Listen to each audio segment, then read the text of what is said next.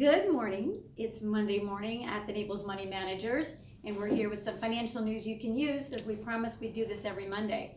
You can notice I'm sitting all by myself this time, so we're going to be taking turns so we stay 6 feet apart, and I'll be moderating off to the side. I'm going to give you a few tidbits, I think, housekeeping items that everybody needs to know about as far as their finances are concerned and what's going on as a result of the virus. So I'll start with a couple of those things. And in case I didn't tell you, I'm Dawn Litchfield Brown.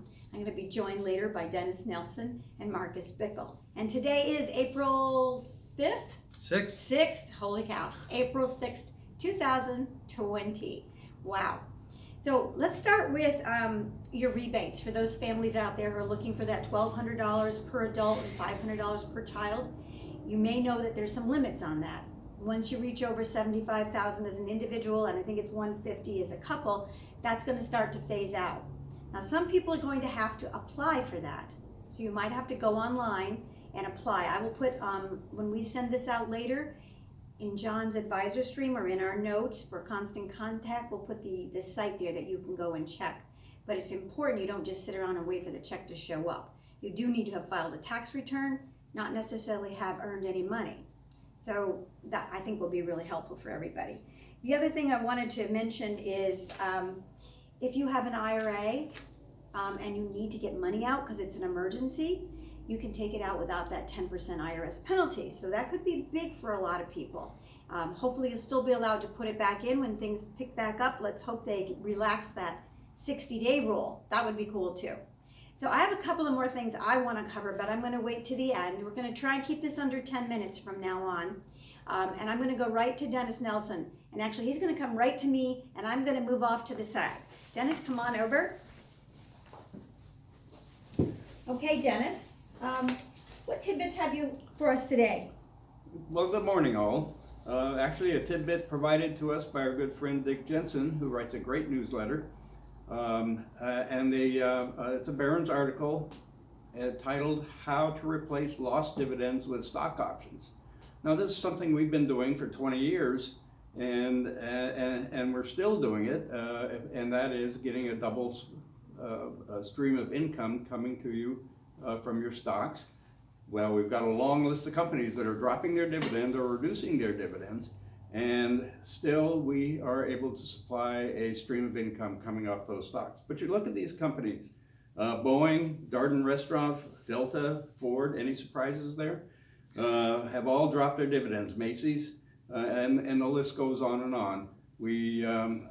And yet we have the capacity to continue a stream of income coming off those stocks through the use of options. So basically, the world is just catching up with what we've been doing, and Barron's is finally endorsing our strategy. Finally, Barron's has got a headline endorsing our strategy. Isn't that great? It should say the Naples Money Managers. It should have. I wonder if we're in that article. Maybe now. Somebody should send this little clip to Barron's. Yes, that's a good idea. Couple items. Well, one item that's kind of interesting here is how long does it take a market to recover? And the statistics read something like this. This is since 1871. 33% of market downturns recover within a month. I'm waiting for that one. 50% of market downturns take 2 months. 80% take a year. But 95% of all those big once or twice in a lifetime drops, and I'm quoting, return to even in 3 to 4 years. There is another side to this, and we're going to see it. Maybe we're starting to see a little hint of it already today. I think the market's up 850 points. Woohoo! Woohoo is right. A little bit of green. So I'll step off to the side. That's right, and we're going to bring we're going to bring Marcus Bickle on screen. Come on, Marcus. And he's got a few tidbits he's going to share with us as well. Welcome, Marcus, who is wearing his mask to protect Dennis and I, since we are now over the age of 65. Thank you, Marcus. Good morning, everyone. So what I wanted to talk about was how things have changed and how these things really might stay with us long term. As I was driving into work today, I heard something on the radio which was really fascinating. It was a pastor, a local pastor, talking about how he was reaching his flock during these times. And he said, normally on a Thursday, he runs a Bible study. And if 30 people show up, that is an amazing turnout. He did it yesterday, streamed it over the internet. He had 600 people watching.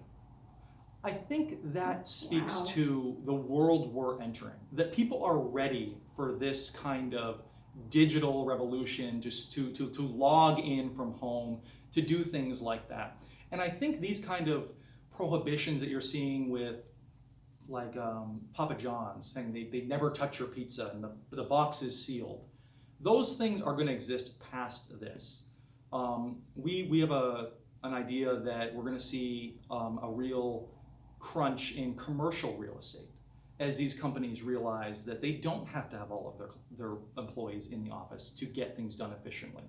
We're going to see a huge expansion of things like Zoom, Microsoft Teams, anything that allows digital work to be done from home or just disseminated like that. What else? Well, Marcus, I'm a little concerned about Zoom. People seem to say, oh, I should go buy the stock, I should go buy the stock. Can you talk just a little bit about that? Well, recently, Zoom has been doing very, very well in the stock market because, well, just about everyone's working from home. Zoom went from 2 million users a month ago to 200 million users in like the span of a week. Now that's opened up some real security issues for them. It's supposed to be end-to-end encrypted, which means what's sent from you to the person, only you guys can see it, but that really hasn't turned out to be the case. There's been a thing called Zoom bombers, where people log into your meeting or your kid's school project and do all kinds of crazy things. So leading to my next point was that we're going to see an even further expansion of things like cybersecurity, end-to-end encryption, because as we do get further from the office and have to rely on the internet, we're going to have to tighten up those commands, because there are a lot of bad actors out there who are ready to take control of these kind of vulnerabilities. So it's our job to find those companies that are going to advance in the new future in our portfolios, both our double income portfolio, which is our covered call strategy, and you in your smart generation. Absolutely, absolutely. These kind of companies are really what's going to, I think, spearhead the recovery, because they're making money now.